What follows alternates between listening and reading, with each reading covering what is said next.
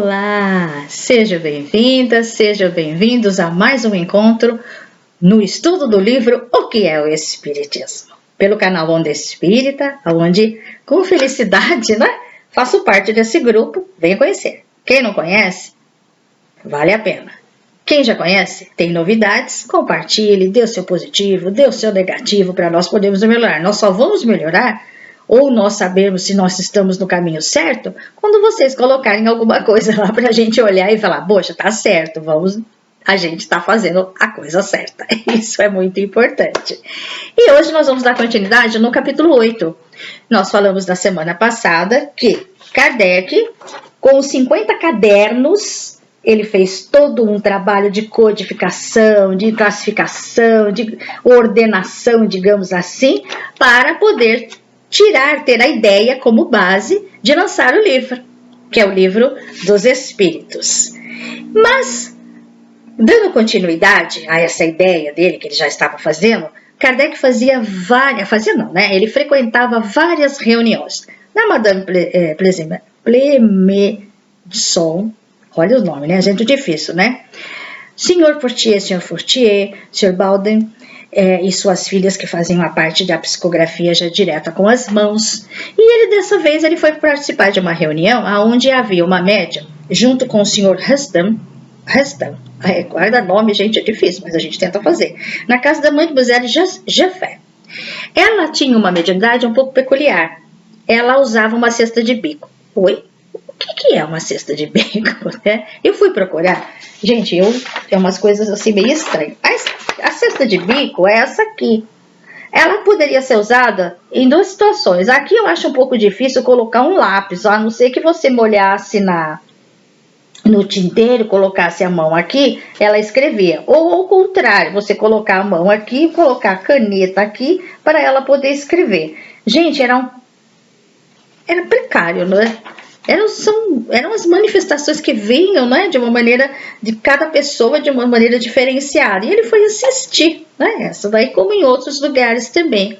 Certa ocasião das reuniões que eram constantes, eles começaram a perceber que tinha algumas reuniões que os espíritos, eles antecediam até os assuntos. Então, quando se fazia uma pergunta ou algum assunto que era abordado, o que acontecia? Ele já tinha uma certa ordem, porque antes era meio aleatório, Quem é esse aqui? Quantos homens tem? Quantas mulheres tem? Não, algumas perguntas um pouco mais detalhadas, eles começaram a ordenar essas respostas, já fazendo um conjunto.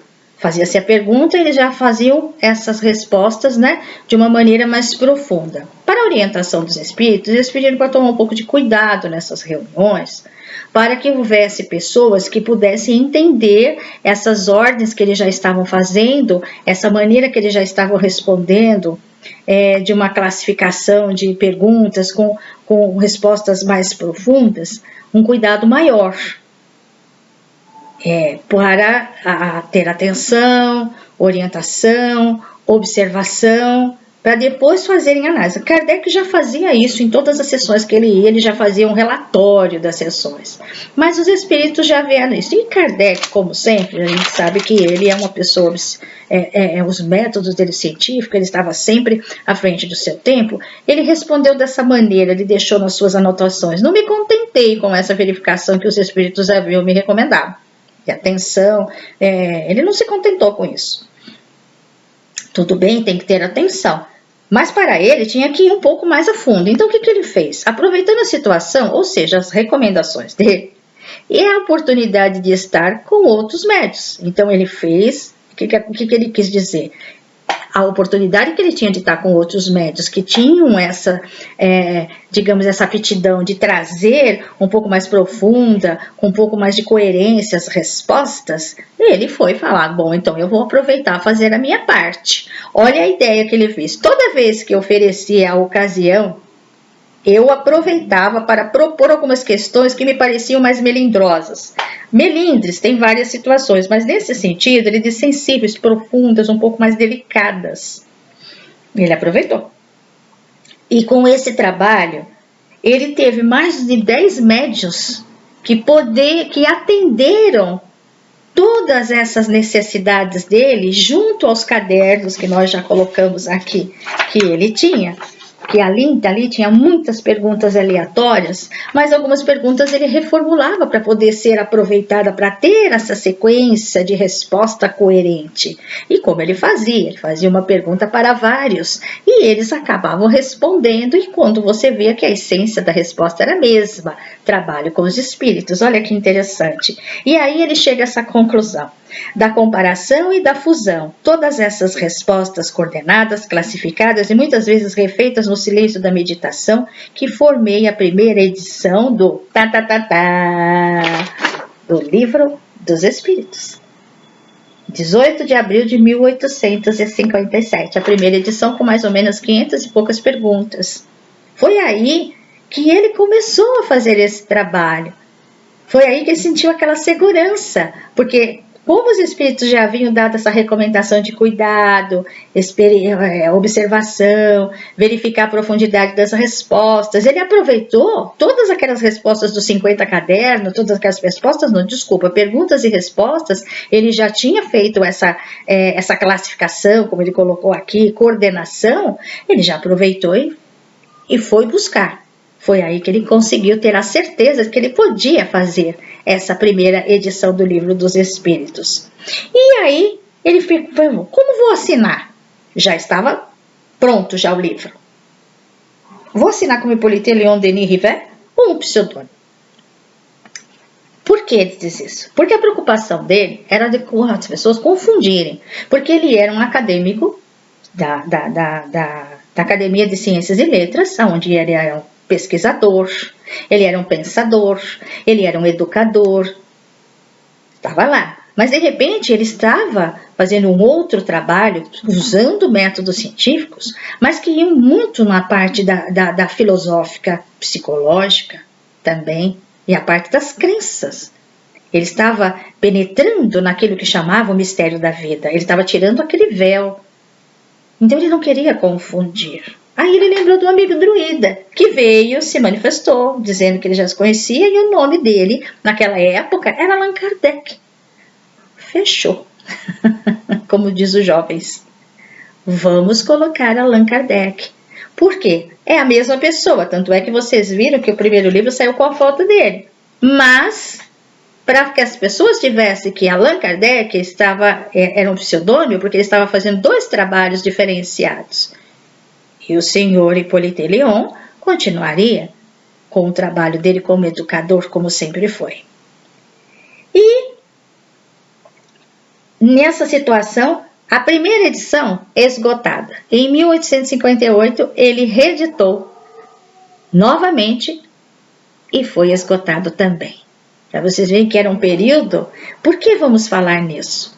Com o período do Luminismo, eu vou dizer para vocês como o plano espiritual trabalha maravilhoso. Com o período do Luminismo, a razão foi tudo. Eles trabalhavam toda a ciência em cima da razão, e dizendo que em toda a natureza o homem vai encontrar a essência de Deus, mas sempre pelo crivo da razão. Mas o próprio ser humano estava acostumado com a religiosidade. Fica um vácuo. E aí? Fica as perguntas, será que Deus existe mesmo? Será que não é só a razão? Será que eu vou encontrar Deus num pé de tomate? Numa árvore? Como a ciência fala, que estava na natureza, que Deus estava em todo lugar ao mesmo tempo, na natureza, digamos assim, foi o que o homem ia se encontrar Deus, né? Olhando para a natureza e dentro da sua própria razão, só razão, né? Aquele lado ficou faltando, foi aí que surgiu. Entra o Espiritismo. Essa de encontrar Deus no tomate, é lógico que ele está no tomate, ele está em todos os lugares. Mas, todos os lugares. Porque ele está como nós somos as suas criaturas. Então Deus está dentro de nós. Isso é óbvio, não é? Ele está na natureza. Quem criou a natureza? Ele nos deu tudo o que nós poderíamos ter no nosso planeta para nossa sobrevivência. Deus está emanando, ele emana amor, ele ama incondicionalmente. Mas às vezes a gente tem dificuldade em entender Imagina, se eu já tenho dificuldade de entender agora, imagina naquela época, por isso que eu citei um exemplo do tomate. Então a pessoa ficou um pouco com aquele vácuo, com aquela, né? Aí vem o Espiritismo, trazendo, tirando esse véu das crenças, tirando o véu da superstição, trazendo, revivendo o cristianismo, de que Deus existe. Nós somos criaturas, que existe algo além da vida. No livro dos Espíritos ele fala, tanto é que a primeira pergunta não é quem é Deus, é o que é Deus. Causa primária de todas as coisas. Está paralelo à ciência, mas é causa primária de tudo. Então Deus está no tomate. É só nós sabermos de que forma que ele está no tomate. Bom, depois da filosofia do tomate, voltamos então a Allan Kardec, né? E a sua biografia. Então, gente, digamos aqui, voltando um pouquinho, em 1856, Sr. Rivel, vulgo Allan Kardec, ele estava lá na sua escrivania fazendo o seu trabalho, em 1856, um pouquinho antes, os cadernos, e vai, e tira, classifica, tal, de repente, ele levanta, olha embaixo da mesa, ele olha para trás, ele olha naquela parede, que é uma parede como se fosse um biombo, aquela pancada, volta de novo, porque ele era concentradíssimo. Gente, pensa bem, trabalhava só a luz de vela, né? Tinha que aproveitar o dia ao máximo, né? Porque a noite devia doer o olho pra caramba, né? Porque não tinha luz. Voltou lá. Voltou de novo, olhou para um lado, olhou para o outro. Sentiu que era uma manifestação. Mas quando voltou e continuou seu trabalho, porque a seriedade dele era grandiosa naquilo que fazia. Gabriele chegou depois de umas 10 horas, mais ou menos, gente, e o homem lá trabalhando. Ela entrou, ela olhou para ele, que é isso? Ele falou, já aconteceu no período que você não estava. Eles começaram a revirar a casa toda. Eles moravam no segundo andar, né, do edifício, na parte do fundo. Elas saíram no corredor, olharam tudo. Falou, continua essas pancadas. Ele voltou ao seu trabalho. Na reunião na casa do seu Baldi, como eu falei, ele ia em várias reuniões. Ele disse o seguinte, contei o fato e pedi a explicação dele. Ele queria uma explicação desse fato dentro da reunião e houve uma manifestação. E aí ele diz assim para o espírito, ouviste o fato que acabo de narrar. Podereis dizer-me a causa dessas pancadas que se fizeram ouvir com tanta insistência? Kardec, sempre no objetivo. Resposta do espírito. Era o teu amigo familiar. Todo mundo olhando um para o outro, né? Aquela reunião, que já era uma reunião um pouco mais reservada. Ele disse, com que fim esse meu espírito familiar, ele veio bater dessa maneira, digamos assim. Resposta. Queria comunicar-se contigo.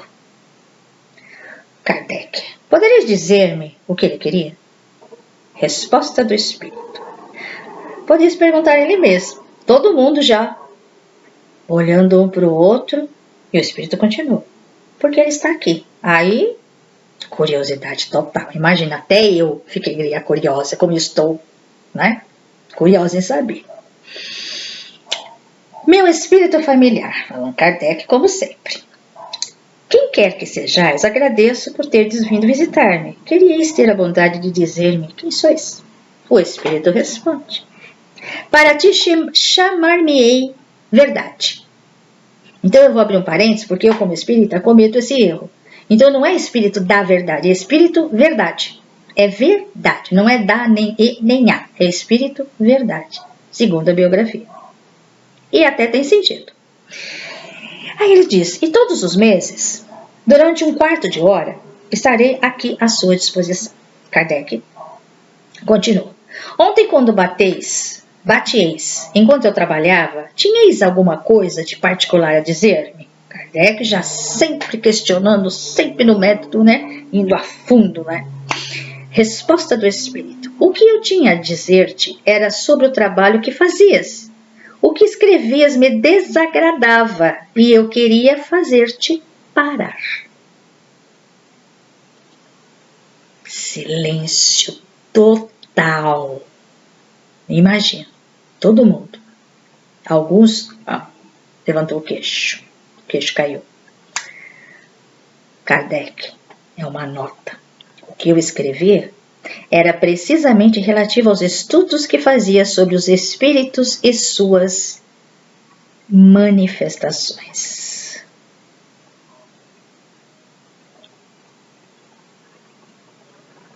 Aí vai ficar uma resposta no ar. Ele respondeu. E agora eu digo a vocês: será que vai ser um confronto ou uma grande revelação de que a espiritualidade, não só aquele amigo druida estava lá, a espiritualidade também estava.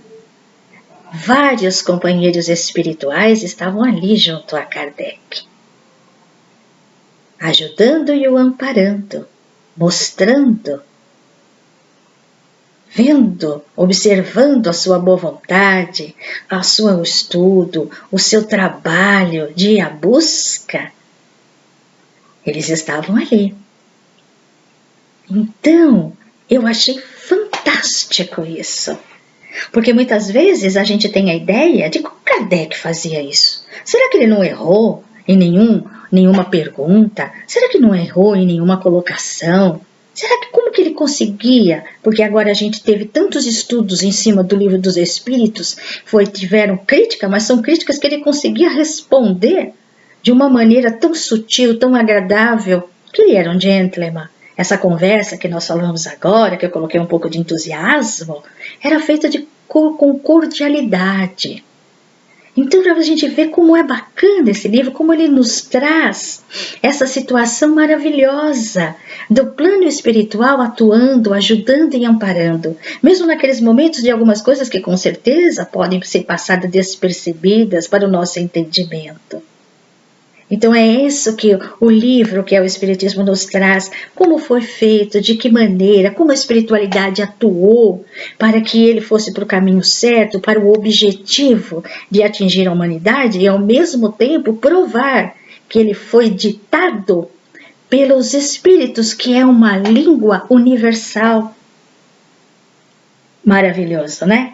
Então não perca o nosso próximo encontro, que nós vamos dar essa continuidade para nós sabermos até que ponto vai esse diálogo e como vai desenrolar para o nosso maior entendimento sobre essa doutrina maravilhosa ditada pelos espíritos e a participação deles. Por enquanto a gente só tinha o aviso do amigo druida, que dizia que estava junto dele, e agora vem uma revelação do Espírito Verdade, que estava junto, acompanhando o trabalho maravilhoso dele.